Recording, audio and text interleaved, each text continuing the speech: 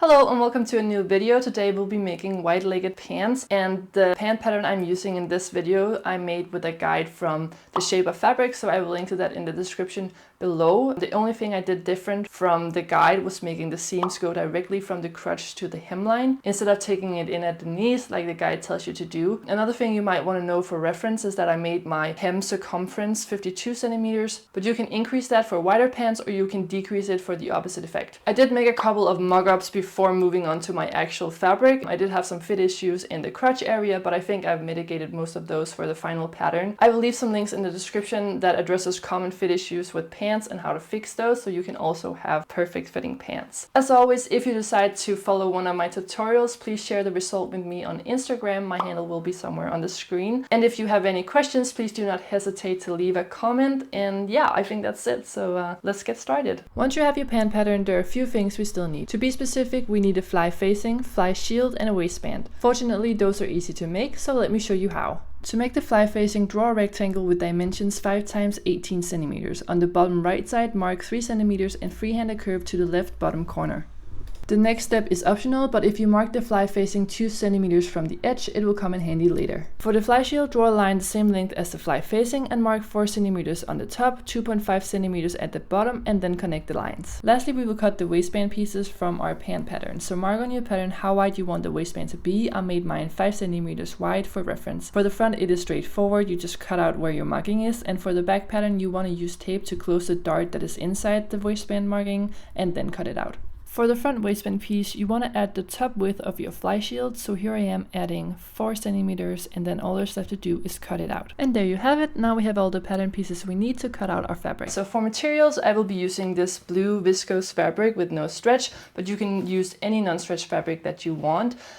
You will also be needing some iron-on interfacing, and then you will need a zipper, which is at least as long as your fly facing, but preferably a little bit longer. And then lastly, you will need some kind of hook and eye closure for the waistband. I am using this type. And yeah, then that's it. So let's get started on cutting out our pattern pieces. When cutting out the pant pattern, add your chosen seam allowance all around, but add your seam allowance ×3 at the hem. And remember to mark the dart on the back pattern piece. For the waistband, you want to cut out the fabric pieces with seam allowance, but leave out seam allowance when cutting out the interfacing. Likewise, you will want to leave out seam allowance for the fly shield and fly facing. Another fabric piece we need to cut out is a strip of fabric that we will use to make belt loops. Make the strip of fabric 4 centimeters wide, and the length should be your belt loop length ×5. You determine your belt loop length by taking your waistband width, adding 1 centimeter, and 2 times your seam allowance. And now we have all the pattern pieces we need. We have 2 mirrored front leg pieces and 2 mirrored back leg pieces. We have the fly facing and fly shield. We have 4 front waistband pieces, 2 of them mirrored, and 2 mirrored back waistband pieces, as well as interfacing for 1 set of waistband pieces. We also have the strip of fabric for the belt loops, but I did not include that here for some reason. As you may also be able to tell, I went ahead and overlocked all edges of the pant pieces except the top and bottom.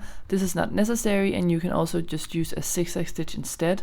I also overlocked the fly facing except the top edge and the bottom and open edge of the fly shield. Next, we're going to do some ironing. So start by ironing on the interfacing to 1 waistband set. You also want to iron the belt loop fabric piece in half, and then iron the edges towards the middle fold before folding it in half and ironing it over again. This should resemble bias tape when you're done. Continuing with the belt loop fabric piece, top stitch the open edge closed and then top stitch the folded edge for symmetry. Afterwards, we can cut out 5 belt loops in the required length. We also want to sew the dart in the back pant by matching up the markings and sewing it close. To assemble the waistband pieces, take the back waistband piece and sew it right size together with the front waistband pieces. Make sure you have 1 assembled waistband piece with interfacing and 1 without. After this, you will put the 2 waistband pieces right size together and sew the shortest edge, followed by understitching the seam allowance to the waistband piece without interfacing. Now let's start assembling the pants. Take the left front pant piece and put the fly facing right size together with the crotch line. Sew the pieces together and then fold over the fly facing and top stitch the fly facing and seam allowance together. Following this, put your zipper face down and line the bottom of the zipper with the bottom of the fly facing and the zipper side to the seam you just made, and then sew down the middle of the left zipper tape. Afterwards, take your zipper shield and line it up in the same fashion as before. Grab the zipper shield and right zipper tape and fold it over so these layers are free, and then sew down the middle of the right zipper tape. Use the fly facing to mark on the zipper where the right pant piece should go, and then fold in the seam allowance of the pant leg before putting it on top of the zipper. When you get to the zipper stop, you want to gradually unfold the the seam allowance again. Top stitch the pant leg to the zipper to secure it in place. Once that is done, fold the left pant leg over and sew the crotch line together with your chosen seam allowance, starting at the zipper stop and stopping 2 to 3 centimeters from the inseam. Grab your fly facing pattern and cut out where the markings are. Fold the fly facing over and secure it to keep it in place. Take the template and make sure the zipper stop is covered by the template, and make sure the top of the fly shield is out of the way. Go around the template to top stitch the pant and fly facing together. Now all that's left to do is attach the back and front pant pieces right sides together at the inseam and side seams. This is why we left that little space before the inseam.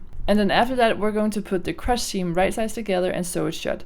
To make the crotch seam match up nicely, it helps to turn one pant leg inside out and put it inside the other. Next, we're going to place the belt loops. On the back, I have placed mine on the back seam and the 2 dart seams. For the front, I found the middle of the pant leg by matching up the side seam with the edge of the fly opening. After placing the loops, I stitched inside my seam allowance to secure them, as they will be further secured by the waistband later. Alright, so before installing the waistband, I just wanted to show the pants without the waistband. And this is what we have so far. This is the front, and this is the back.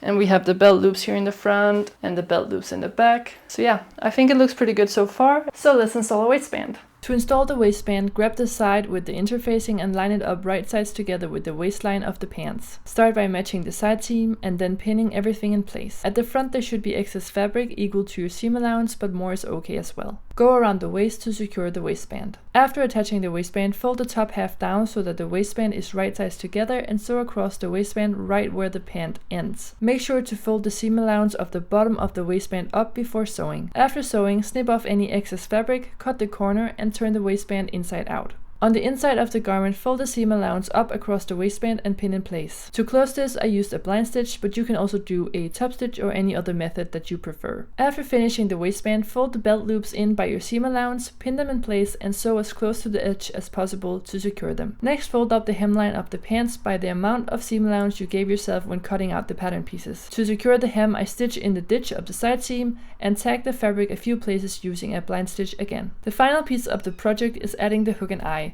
I measured out my placement, but actually ended up changing it into this, where the hook and eye is much closer to the top edge of the pants. I secured the hook and eye by sewing around the placement loops and making sure I only cut the inside layer of the waistband. Lastly, I ironed all my seams open and the pants were finished. So let's have a look at how they turned out.